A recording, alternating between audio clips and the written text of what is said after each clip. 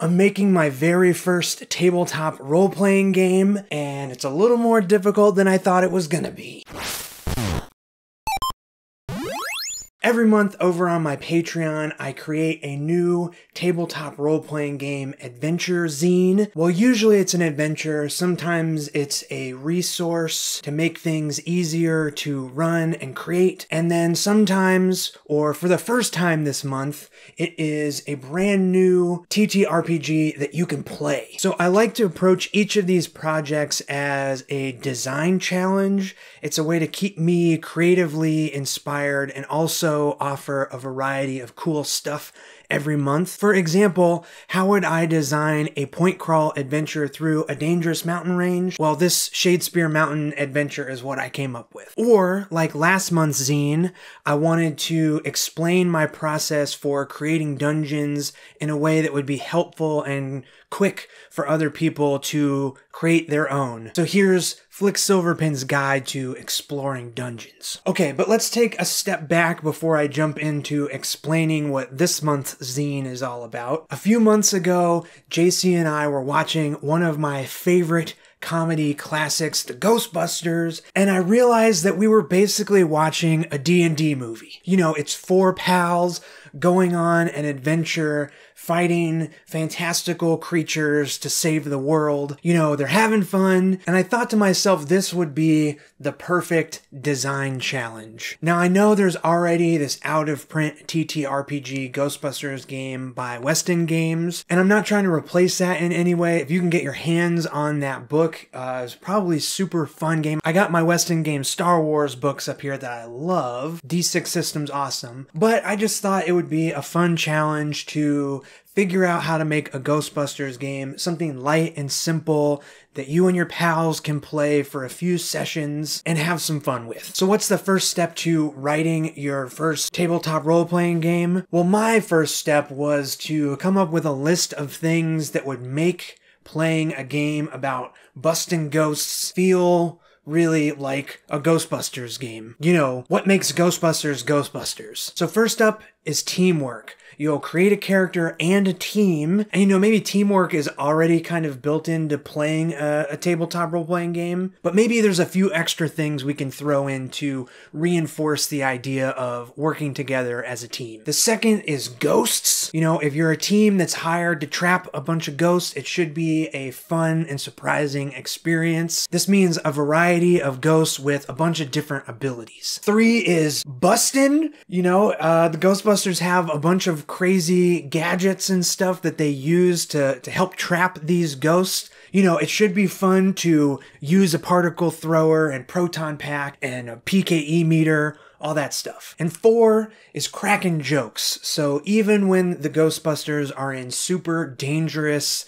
world-ending situations, they're always cracking jokes and having fun with each other. So maybe there's a way that we can encourage that sort of thing at the table through the game rules. Speaking of game rules, now that we have our list of things that make the Ghostbusters feel like Ghostbusters, how do we keep all that stuff in mind while writing rules and systems and creating an actual game? Well, I really like rolling dice, so there'll be some sort of dice rolling mechanic, typical to a lot of tabletop games. I also want to keep things really, really simple, so let's do 3 stats instead of the regular 6. And instead of rolling a character, let's make things even simpler and faster, so there's going to be backgrounds that will make each character feel unique, but also provide us with some stats and abilities right off the get-go. And there'll be an inventory system to keep track of all the gadgets. That'll probably cover the characters, but I also want this to be super simple for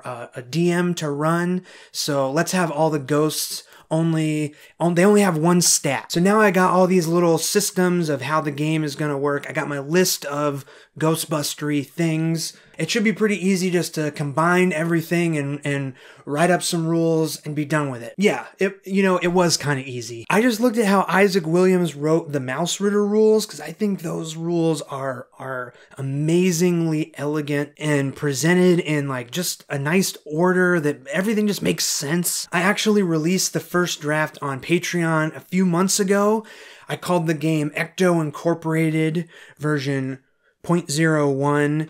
And, you know, I just let it sit there for a while. It's August now, and I really want to have this game finished up so people can play it this October, you know, for spooky ghost season. You know, I thought now is the time to jump back in, refine things, get it to a really playable, publishable state.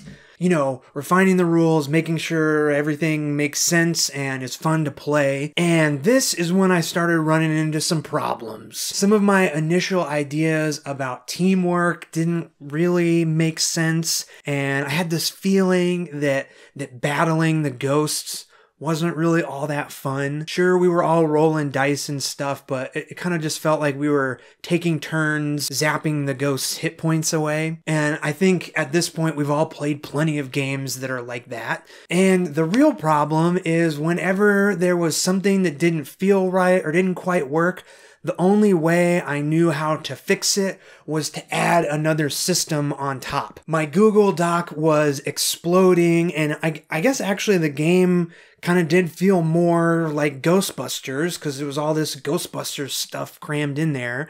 But it was getting more and more complicated, and things just kind of stopped working. You know, the ghosts weren't just one stat anymore. They had full, like, complicated stat blocks. There was this whole crazy inventory system with all these inventory items and ability system. It was all getting really, really complicated. And actually the dice rolling math started, like, breaking down and was unscalable. It just turned into this huge mess of ideas that didn't really go together and nothing really worked. You know, at this point, I could have cut my losses. You know, there's always the ability to save some of these ideas and use them in future projects. And I could have very easily moved on to one of the other 100 ideas I have for monthly Patreon zines.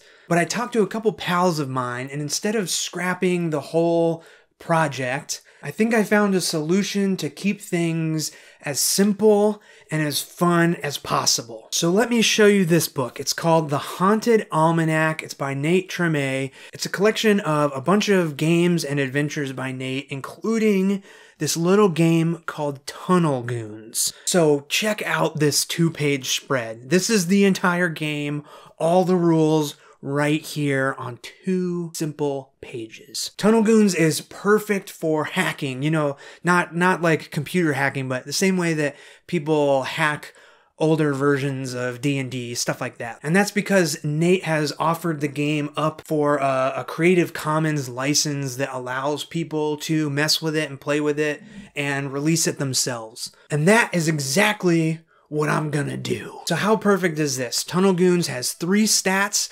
It's got an inventory system, and character creation is tied to these backgrounds. On top of that, there's this difficulty score mechanic that makes running enemies super, super easy. The GM never rolls anything. Instead, they assign a difficulty score to an encounter and the players roll against that score. They add any relevant stat or any relevant inventory item to their 2d6 roll. And if they beat this difficulty score, that number is reduced by the difference of their roll versus the score. It sounds a little bit complicated, but let's say your difficulty score is 8. You roll 2d6 and you get a 6 and a 4. That's 10. That's 2 higher than 8. So the difficulty score goes from 8 down to 6, and then you keep going from there. So in this way, it's exactly what I was planning for. This difficulty score acts as an indicator with how tough this ghost is going to be, but then at the same time, it works like its hit points too. And by saying difficulty score and not hit points, you know, it's kind of like you're not really dealing damage to the ghost, you're just grappling with your particle throwers until it's weak enough to get it down into the ghost trap. So honestly, up until this point, I was feeling pretty down about the idea of scrapping this project that I've kind of had in my head for months now. But then Tunnel Goons came along and gave me this burst of confidence. You know, I'll still make my own game at some point down the line, but in the meantime, I just wanted a short, scrappy, ghost-busting game. But hacking up Tunnel Goons, an already great game, just seemed like the perfect solution. So I started porting over all of my backgrounds and gadgets and abilities and stuff, adding in a few things to make teamwork more of a component of the game. It was going great, but it was still a little bit complicated. You know, I was trying to figure out how to make abilities and stats for every little piece of the game. Each gadget did something specific. All of the backgrounds had these really precise abilities, and all of the tables were complicated and over-explained. I felt like I was kind of falling into the same trap that I had just fallen into trying to make the first game. So I took a little break and I looked over the rules of Tunnel Goons, and I realized something very, very important. What makes this game so great is how free and open to interpretation it is. It is rules light and it is simple, but that's actually its strength. So if a player can think of a creative way to use their shovel to solve this problem, they get to add +1 to their roll and see if they accomplish it. So the Ghostbusters gadgets don't need complicated descriptions and specifically written rules on how to use them. That goes against the spirit, pun intended, of the movie. You know, the player gets to decide what the gigameter and the ecto goggles do and how they help to trap the pesky poltergeist. You know, I don't need to write these restrictive rules when it's more fun for the players to be creative and figure out what these crazy gadgets do on their own. And that freedom of design was like an explosion of inspiration for me. Now everything I was adding was like tables on what happens when the players cross the streams. All of that stuff was just there to make Tunnel Goons feel more like a Ghostbusters game. It didn't add any complication, it just made the game more thematic and flavorful, more creative, and more fun to play. So that's where I am now. The rules for Goons and Ghosts, that's what I'm calling the game, Goons and Ghosts. The rules are all done, and now I have to figure out how I'm going to illustrate and lay out this book. You know, I want to make it look different than my fantasy stuff, and obviously the design of the book should feel just as Ghostbustery as the game does. So I apologize that this video hasn't been as visually interesting as a normal video, but hopefully it's been interesting, and hopefully it inspires you to try making your own tabletop game, or at least hacking some other person's game. You know, this has been such a fun challenge for me to undertake, and I've learned so much. Making your own game is hard, but it's also super, super rewarding, and you'll definitely be hearing more about Goons and Ghosts on this channel. And I should say, if you'd like to get your own copy of Goons and Ghosts, check out the Patreon, link down in the description. If you sign up this month, in August, you'll get the game and character sheets in the mail or digitally. And then next month in September, I'll be releasing 3 short adventures, one-shots that kind of link together. They're going to be super fun and spooky, and I'm really excited about these adventures. So yeah, I hope you check out Goons and Ghosts. Thank you so much for watching, and I'll see you in the next one. See ya!